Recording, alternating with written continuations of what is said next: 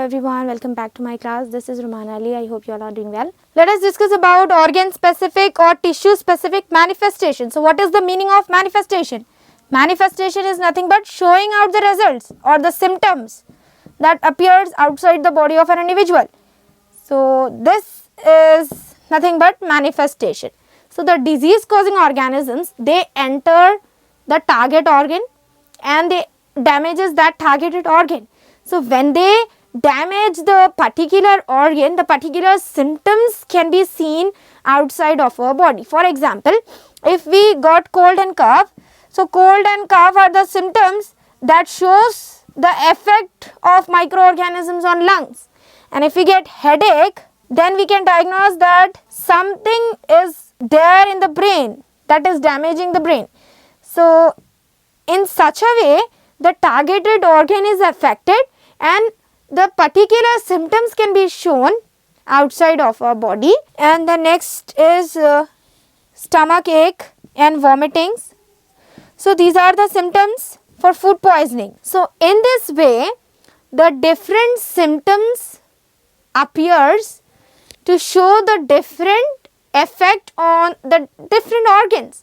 So the disease causing organisms, they affect the targeted organ and due to which the symptoms appears outside, and based on the organ affected, the symptoms can be shown by our body. So in this way, the symptoms helps the doctor to diagnose or to identify the diseases. Okay, so the symptoms are nothing but showing out the result or the manifestation. Manifestation shown by our body can help the doctor to identify the disease. So in this way, the particular organ that is affected by the entry of microorganisms or by any other cause, they show the different symptoms, and based on the symptoms the disease can be diagnosed. But there are some exceptions. For example, HIV. We cannot identify the disease HIV based on its symptoms because the virus is not affecting a particular organ. It is not affecting the targeted organ, but when it enters in our body through reproductive organs, then the virus can enter into our blood and it can damage each and every cell of our body. So because of this, the persons who are suffering from HIV, they have very low immunity. The immunity is very less in the HIV persons. And the disease like malaria, which can be transmitted through insects. So the mosquito is responsible to transmit the disease called malaria, and in case of malaria also a particular organ is not affected, but the germs or the microorganisms, they enter into our blood cells and they can damage the different organs of our body. So in this way, the microorganisms or the other pathogens, they affect the specific organ or the specific tissue that shows the different systems that helps the doctor to identify the disease, with some exceptions like HIV and malaria. Principle of treatment. So after the identification of disease or after diagnosing the disease, when you visit the doctor, he'll prescribe some medicines to cure your disease. Generally in an infection, if you got an infection in your hand or leg, you will be having pain and inflammation due to the infection that is there in your hand or leg or in the other body part. So pain and inflammation are the manifestations. These are the symptoms that shows the presence of infection in your body. Doctor, he may give you or he may prescribe you some medicines like painkillers to reduces your pain. He may also give some medicines that reduces your inflammation. So will these medicines are enough to cure the infection? Does the infection can be cured by taking these medicines? No. The doctor, he should prescribe certain medicines that stops the growth of microorganisms or that kills the microbes. So by taking these medicines, we can cure the infection or we can overcome the infection. And they should give some medicines, like they should give some supplements also to increases our strength, to boost our immunity.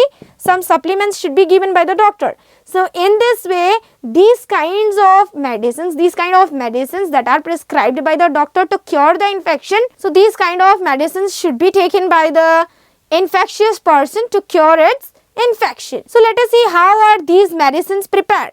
So these medicines can be prepared based on or by knowing the metabolic pathways of microorganisms. By knowing the nature of microorganisms, we can make the different kinds of medicines. For example, bacteria.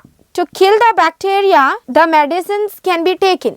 The medicines are enough to kill the bacteria because these medicines are designed in such a way that they can damage the cell wall of the bacteria. So if the medicine is able to damage the cell wall of the bacteria, then it can prevent the growth of the bacteria, because the bacteria can be grown only in the presence of cell wall. That means the cell wall helps the bacteria to grow and to reproduce. So in this way, if the cell wall of the bacteria gets damaged, then we can prevent the growth of bacteria in the different cells of our body or in the different organs, or we can prevent the effect of the bacteria in our body. The next is virus. Virus is a microorganisms that do not have any cell wall or its own cell machinery. These are the microorganisms that uses our cell apparatus, our cell machinery to do their work, to do their activity. So there are no medicines to cure the viral infections, but nowadays there are certain medicines that are discovered by the different scientists to cure the viral infections also. So in this way, the medicines, the different types of medicines can be prepared by knowing the metabolic pathways of different microorganisms like bacteria and viruses. तो अभी हम बात करेंगे principle of treatment की. तो disease को diagnose करने के बाद में ट्रीटमेंट दिया जाता है. तो यहाँ पर जब भी इन्फेक्शन होता है कोई भी बॉडी पार्ट में, तो पेन और इन्फ्लेमेशन भी होता है. पेन और इन्फ्लेमेशन मैनिफेस्टेशंस है, यानी सिम्टम्स है जो बताते हैं कि हमारे बॉडी पार्ट्स में इन्फेक्शन हुआ है. ठीक है, तो डॉक्टर्स के पास जब हम जाएंगे तो डॉक्टर्स पेन किलर देंगे जो हमारे पेन को कम होने के लिए हेल्प करते हैं, और थोड़े से ऐसे मेडिसिन देंगे जो इन्फ्लेमेशन को रिड्यूस करते हैं, जो भी स्वेलिंग हो जाती है उस चीज़ को कम करने के लिए हेल्प करते हैं ये वाले मेडिसिन. तो पेन किलर और ऐसे मेडिसिन जो इन्फ्लेमेशन को रिड्यूस करते हैं ये वाले इनफ नहीं होते इन्फेक्शन को क्योर करने के लिए, क्योंकि इन्फेक्शन को क्योर करने के लिए ऐसे मेडिसिन की ज़रूरत होती है जो मेडिसिन माइक्रोब्स को किल करते हैं. तो माइक्रो ऑर्गेनिजम्स को किल करने के लिए अगर हम मेडिसिन लेंगे तो इन्फेक्शन भी खत्म हो जाएगा, क्योंकि माइक्रो ऑर्गेनिजम्स ही मेन रेस्पॉन्सिबल होते हैं इन्फेक्शन को कॉज करने के लिए. और डॉक्टर्स को चाहिए कि ऐसे सप्लीमेंट्स दें जिससे हमारी इम्यूनिटी बूस्ट हो सके. तो इम्यूनिटी अगर बूस्ट हो, इम्यूनिटी अगर स्ट्रेंथन हो, इंक्रीज हो, तभी हम डिफरेंट इन्फेक्शंस और डिफरेंट डिजीजेस के अगेंस्ट फाइट कर सकते हैं. अब बात करेंगे कि मेडिसिन बनते कैसा है. How can we prepare the different types of medicine. तो मेडिसिन बनते हैं based on the knowledge of metabolic pathways of microorganisms, यानी मेटाबॉलिक पाथवेज, माइक्रो ऑर्गेनिजम्स के मेटाबॉलिक पाथवेज के बारे में अगर हमें मालूम है तो हम उसके हिसाब से मेडिसिन प्रिपेयर कर सकते हैं. For example bacteria. बैक्टीरिया ऐसा माइक्रो ऑर्गेनिज्म है जिसके अतराफ सेल वॉल प्रेजेंट होता है. अगर ये सेल वॉल डैमेज हो जाएगा तो फिर बैक्टीरिया का ग्रोथ प्रिवेंट किया जा सकता है, इसके ग्रोथ को स्टॉप किया जा सकता है. वैसे ही माइक्रो ऑर्गेनिज्म है वायरस. वायरस में कोई भी सेल वॉल नहीं रहेगा. वायरस एक ऐसा माइक्रो ऑर्गेनिज्म है जो हमारे सेल मशीनरी को इस्तेमाल करता है इफेक्ट बताने के लिए. तो ये वायरस को भी किल करने के लिए थोड़े से ऐसे मेडिसिन निकाले गए हैं, थोड़े से ऐसे मेडिसिन डिस्कवर किए गए हैं जिससे वायरल इन्फेक्शंस भी कंट्रोल की जा सकती है. So in this way different medicine can be prepared by knowing the metabolic pathways of different micro organisms. Let us discuss about principle of prevention. There is a possibility to prevent the different types of diseases. So to prevent the different types of diseases, the measures that need to be followed by ourselves includes we should maintain proper sanitation, proper hygienic conditions should be maintained, and we should drink boiled water. Good food habits and good lifestyle can also prevent the different types of diseases.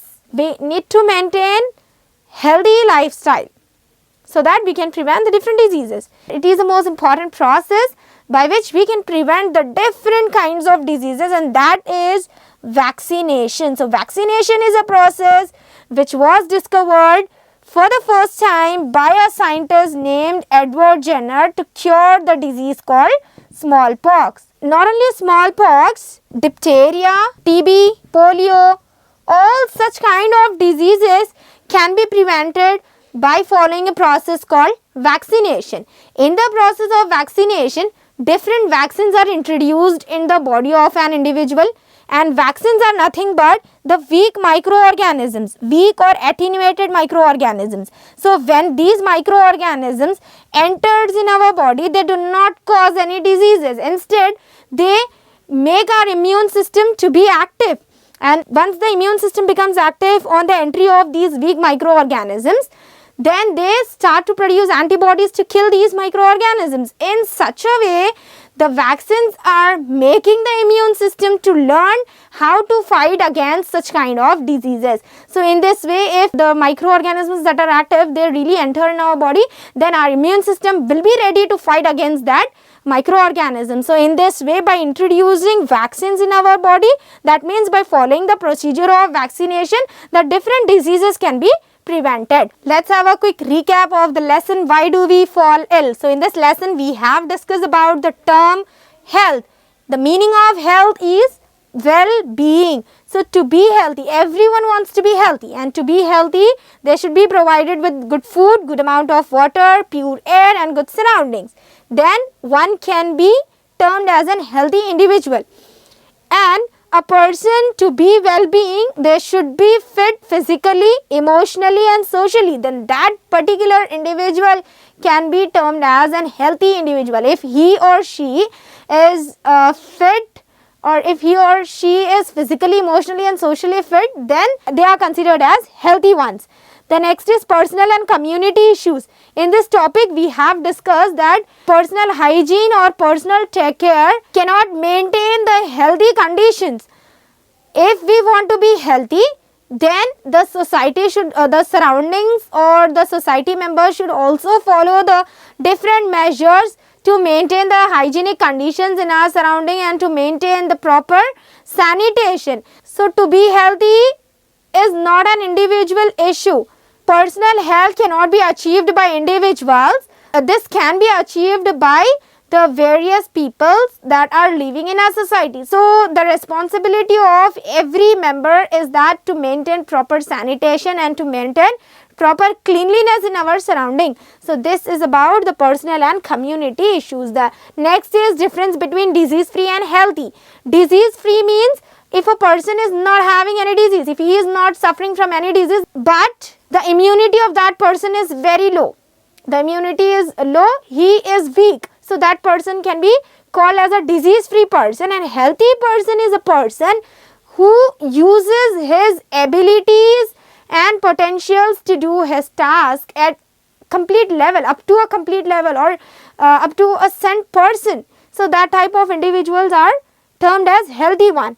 And we have also seen the term disease. Disease is a condition where the disturbance occur or where the disturbance takes place in the functioning of our different organs or in the functioning of different systems of our body. So this disease is of two types, acute diseases and chronic diseases. Acute diseases are short-term diseases that can be cured within a very short period of time. By having medicines, we can cure the diseases, we can cure the acute diseases. For example, cold and fever, seasonal cold and fever. The next is chronic diseases. These are the long-term diseases, and these diseases cannot be cured within a shorter period of time. It takes a long time or throughout the life. The persons, they may suffer from this chronic diseases throughout their life. Here we can take the examples of diabetes or blood pressure. So these kind of diseases are termed as long-term or chronic diseases. Let us see the causes of diseases. So the diseases can be caused by the entry of pathogens, that is by the entry of microorganisms, or by the entry of foreign particles into our body. These are the primary causes. The secondary causes of the diseases are social issues like availability of the food, economic standards, and the personal hygienic conditions or proper sanitation. All these are the factors that can be termed as the secondary cause of diseases. The next is infectious and non-infectious diseases. Infectious means that spread from one person to another person, and non-infectious means that cannot be spread from one person to another person. The infectious diseases can also be termed as communicable diseases, and examples are cholera, typhoid, TB, and non-infectious diseases can also be termed as non-communicable diseases. And here we can take the examples like diabetes and blood pressure, heart attack. These kind of diseases comes in the list of non-infectious diseases. Means of spread. So, the diseases can be spread through air, water, physical contact, through food, and also through insects. Principle of treatment. After identifying the disease by looking at its symptoms, then the doctor, they prescribe some medicines. They may give painkillers, they may give the medicines that reduces the inflammation, but these medicines are not enough to cure the infection. The infection can be cured by having the medicines that kills the growth of microbes. So, microorganisms are the major cause of infection. So, to cure the infection, the medicines should be given that kills the microorganisms or that stops the growth of microorganisms. So, this is about the principles of treatment, and the next one is principle of prevention. There is a possibility to prevent some diseases. For example, smallpox, diphtheria, polio and TB, all such kind of diseases can be prevented by maintaining proper diet, by maintaining proper cleanliness, by following good food habits, and by maintaining healthy lifestyle, and also by vaccination. Vaccination is a process in which the different kinds of vaccines are introduced in our body to cure the different or to prevent the different diseases. In such a way, the vaccination is a very important process to cure, it's a very important process that prevents the different kinds of diseases, and this is a process which was started by a scientist named Edward Jenner to cure the disease called smallpox. So, this is about the lesson, why do we fall ill. Here our lesson ends. Meet you in next class. Thank you.